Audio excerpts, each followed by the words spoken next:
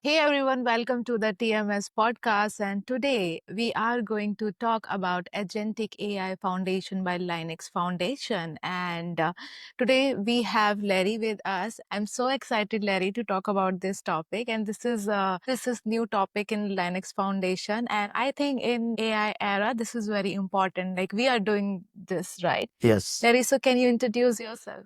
So my name is Larry Carvalho. I'm an independent analyst and have been covering cloud, and the underpinnings of cloud are all open source.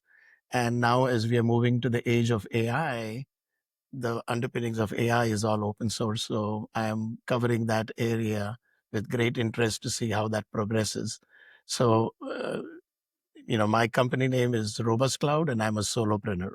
How's the life as a solopreneur? It is very interesting. So I do advise companies on messaging, and I also write a blog post on my website robustcloud.com, and it gives me the opportunity to cover a wide variety of technologies that I am interested in, and I like to give back to the community with advice to folks and also companies. That's great. So, Larry, today's topic that we are going to discuss is Agentic AI Foundation by Linux Yep. Foundation, and you are the one who's with Linux Foundation like long, like more than decade, right? Yes, I've been coming to the CNCF since it got founded. So I've Yeah. been there even, before during the So, OpenStack days. so you have attended the first KubeCon as well. I believe so. I can't remember if it was right the first, maybe, but the second.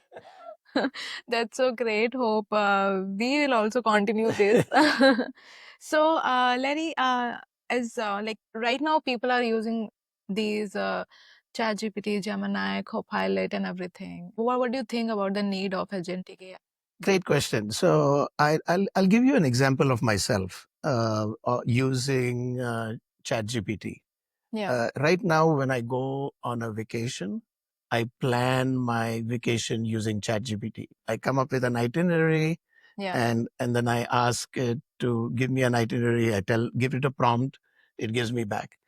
That would be a plain old ChatGPT AI. Great advice I have received in the past. I make my plans, I look at it, and then I make changes to the plans, but that's it. Where agentic AI comes out is now I got an itinerary. I yeah, like that itinerary. Now I say, hey, go and book all my tickets. just that. Just like that. I just click a thing and say, book my tickets, or I say, do everything. And it now takes what my preferences are.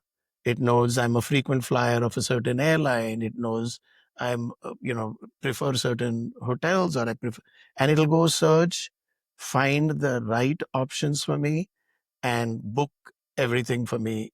That is agentic AI. Yeah. The next step beyond just a question and answer, a prompt, and a text response. That's kind of the going the next direction. So it's a more personalized way of using AI. We can say. Necessarily personalized, it's personalized plus taking actions. Taking action. So the actions is what is different, because if just asking an itinerary, I get an itinerary.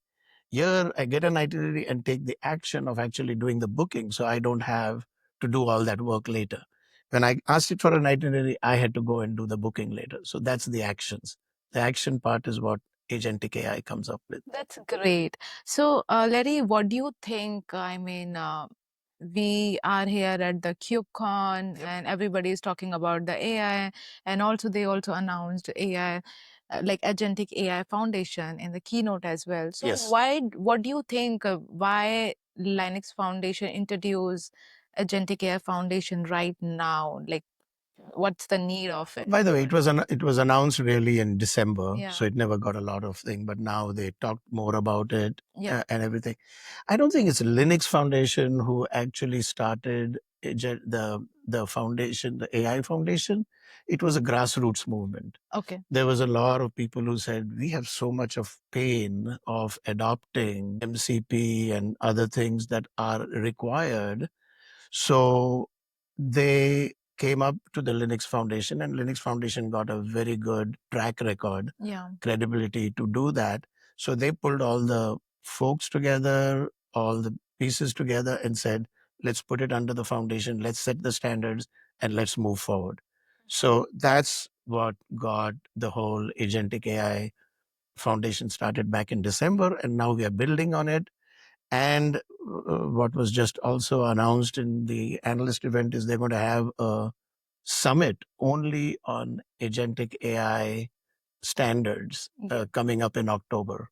Right. So that's going to be an interesting. Yeah, I also heard like there's going to be some summit as well Yes, related to the MCP. So we are exactly. going to Cover that. Yes, I'm looking forward to that back yeah, next October. So, yes. yeah. So as you said, like a lot of companies came together and build this concept, like, and build this community, we can Yes. say that. So all the players like OpenAI, Google, Microsoft. Yes. So this is for us, like I am like an engineer. For me, it's like they are the competitors of each Yes. other. Yes. So Yes. Yes. Yes. how did they manage? Yeah. Yeah. You got to go and look a little bit backwards Okay. over here and say, Microsoft was a very proprietary vendor. Hmm. They got open source. Yeah. IBM used to be proprietary vendor. They've been to open source a lot before Microsoft. And the general tendency for these big companies who are competitors is to say there are certain things that we don't need to compete on. We'll all be more successful if we collaborate on things. Okay. So there is competition in the models and how people use models and how people deliver models, but it is a general understanding that for the best use of the customer as well as the technology company behind it, it is the standards that matter. So it's not, there is always competition. There is competition on the models and model delivery, but the standards need to be common for everybody to be successful and to increase the adoption of AI. So I think that's what brought all these folks together. And you look at it, top players from the big hyperscalers, plus Anthropic, plus OpenAI. Everybody is coming. Everybody is as platinum members on there.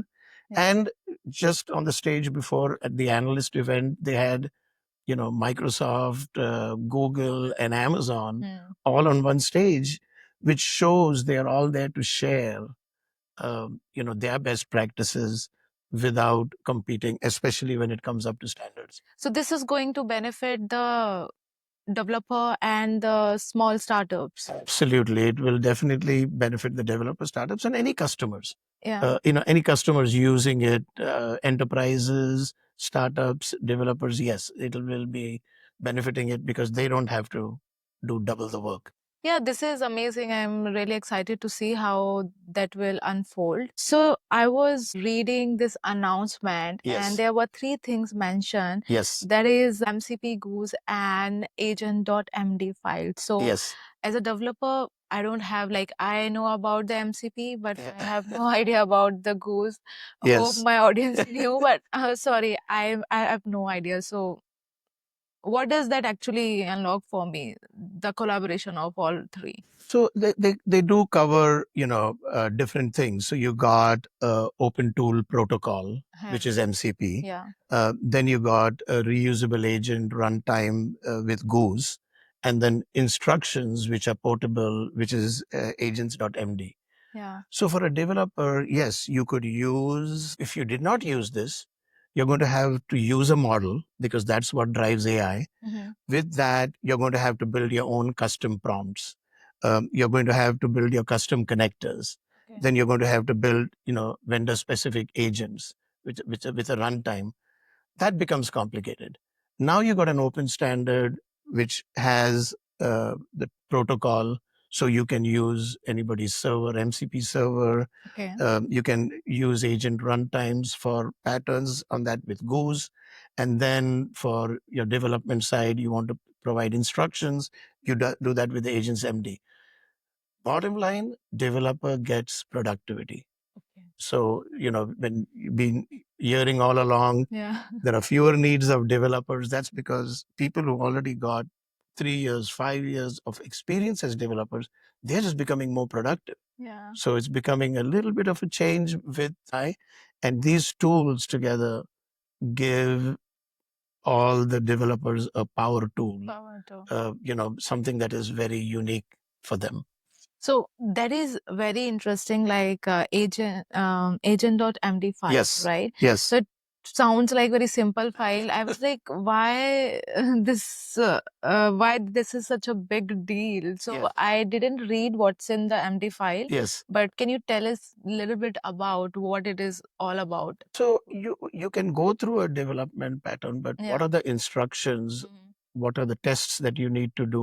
Yeah. What are the things that you need to do before finishing up the task? Comes in a common standard. Wow. Yeah. So Okay, that's the more way to do the thing. exactly. So Okay. you don't do without it. You got an unpredictable answer. Yeah, because right now we don't know how to use AI, right? Exactly. So, AI doesn't always come with a thing. It gives you, different options. But if you say, yes, give me the result, but now it needs to pass through all these instructions, Yeah, which you put on the simple flat file. But given that instructions, you can now get a more accurate and predictable result. right. That's kind of where you will go with agents MD. So this is a very big file, like there's a lot of use cases. Okay, for this use case, just follow this instruction and It, or it is what you can make it out to be depending on your problem. It could be a okay, simple file with some instructions, or it could be a very long file with things, but it is basically instructions which you make sure that your um, agents are following before they give you the result. okay, okay, So okay. that's, Now I get it. yeah, I mean, this is going to be something like a precaution kind of thing. exactly. So Okay. it'll prevent unpredictable Yeah, outcomes. Now you got a yeah. better, more predictable outcomes because you make sure it follows all these. Yeah, because right now on social media, there's a lot of thing Oh happening, which yes. is, I mean, I'm like, no, there should be some rules and regulations. And this is a way to get a better result. At the end of the day, Yeah, there are people using AI, but if they don't use it properly, they get bad results, then they go back off and they get frustrated. But this is going to make more predictable, and everybody's following the same protocol or the same standards. So it seems simple, but it is very important in the life cycle of a developer. right, right. So, Larry, the one of the question that I listed is that what's this biggest risk if we don't build this AI in public? Okay. Like in standards, you mean to say? The biggest risk is two things. You're going to be spending a lot more time Mhm. to build a solution, an AI solution, Yeah, because there are no standards. yeah, Not everybody is doing things the same way. right. There's no reusability. So what this brings is the reusability, and then with open standards that everybody can follow, you get more predictable results. And that is why all these companies are collaborating with it. Mhm. The model providers, the hyperscalers are saying, if we do this, it's going to get to a better customer outcome. What Right. happens?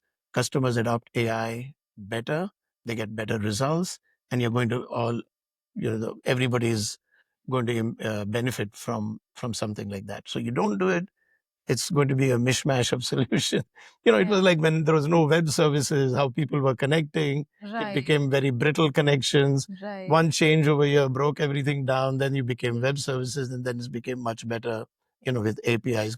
So this is another way of standardizing how AI models talk to different tools. Yeah, because as a one company, it's not just about one tool they are using. They are using different lot of tools and they are just Exactly. integrating things. And if we don't have the access of all the tools, if they are not talking to each other, then Yes. it's Yes. not going to It's not going to again work. work. Yes. Yeah. And I've written two blogs for a company called Workato on how they are using ways to remove unpredictability in results and get actionable results from the agents. Yeah. So that's one example, but there's lots of companies doing similar things to build on standards to get the outcomes they want. Yeah. Also, Larry, what do you think? Like right now, everywhere is AI, AI, AI. So What do you think? Like, are we moving towards where AI is talking to each other and they are completing task and I I think right now it's still too early to yeah, come up to a very back-to-back workflow that is going to do a very complex thing. But I don't know, 6 months, another year or something, and as you get all the infrastructure available to companies, you see all the data centers being built, for AI everywhere in the world. yeah, Once you get enough of that infrastructure available and you are able to do a lot more with these workflows, and you use these standards and get rid of the unpredictability, you are going to see that agent to agent talking to each other, yeah, yeah, and you and I being more productive, yeah, right? I mean, I want work to be done for me, but I want the work that I do that requires my critical thinking and also brings my personality into something. So I can train an agent to go through all my Gmail and say, this is my personality. So if I say create an automatic email response, right, it writes it based on what my personality is. Now it could do a lot of other things and then finally create an email. yeah, And in the beginning, I might say, I want to see that email before it sends, but eventually it's going to come to a point that that's just doing the work for me. right, And if it's a simple email for a simple task, I don't mind doing it. If it's a complex task, I want to compose it. So it's going to be an assistant that this workflow talks to each other from another workflow. And you will see companies working together hmm, much faster in collaborating on a common product. yeah, So I just use the example of automotive industry because I covered that in the yeah, past. You got vendors producing all these parts, yeah, uh, right. uh, the engine may be done by somebody else, the tires will be done. How do they collaborate together will be now workflows which are talking from one company to another, and they're going to be working a lot faster in the future. So, what do you think about like myth about the AI people The have? myth with agentic AI especially is people are, talking about the breadth of the model and Yeah, not about accuracy and reliability.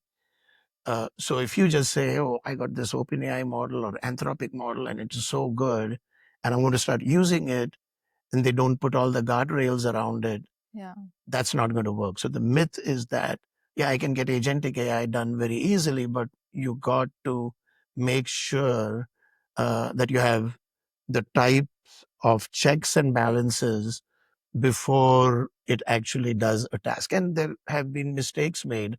Hyperscalers have made mistakes in having agents do some work and they've done the wrong work. Simple things were Air Canada, who put a chat bot yeah, and it gave a customer wrong information. And the customer said, okay, you have to give me all this money back. And then Air Canada said, no, that's the chatbot telling the customer.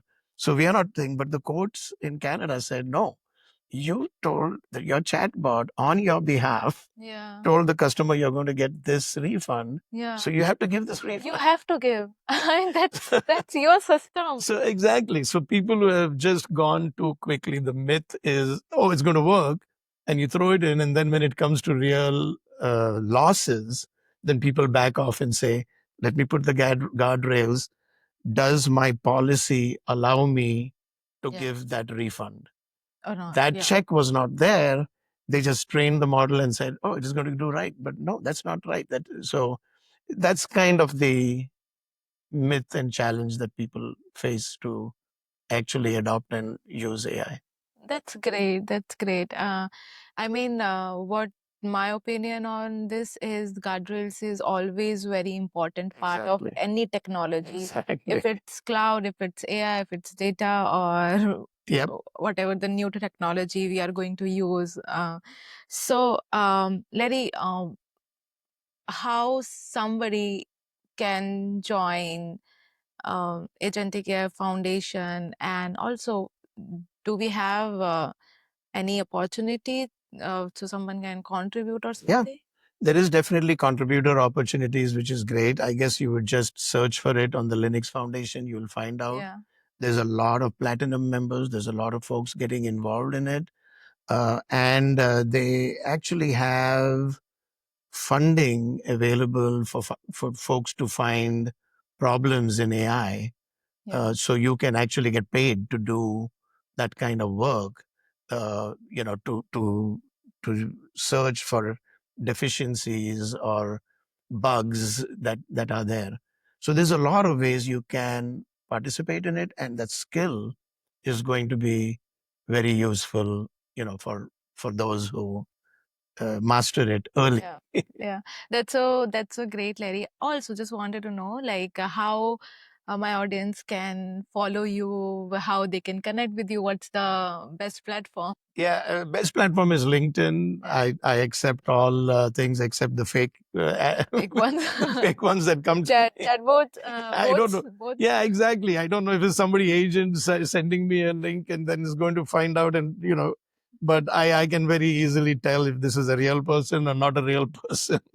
But yes, you can connect with me on LinkedIn. I'm Larry Carvalho on LinkedIn. I have a website, robustcloud.com. Yeah. You can look at mine, and I'm happy to, um, you know, set up some time if anybody needs to talk to me and ask for some advice. That advice from me is free as long as I get enough time. So Thank you so much for this, and thank you so much for sharing all the things about the agentic AI. And it was great conversation. excellent. We will have another conversation as well in the future. Absolutely. And thank you for having me. And I'm glad we connected just before this conference. And Yeah. I'm going to get this thing out there. So I look forward to looking at it. Yeah, I'm as well really glad. So thank you so much for watching this podcast, and I'll see you in the next podcast. Thank you.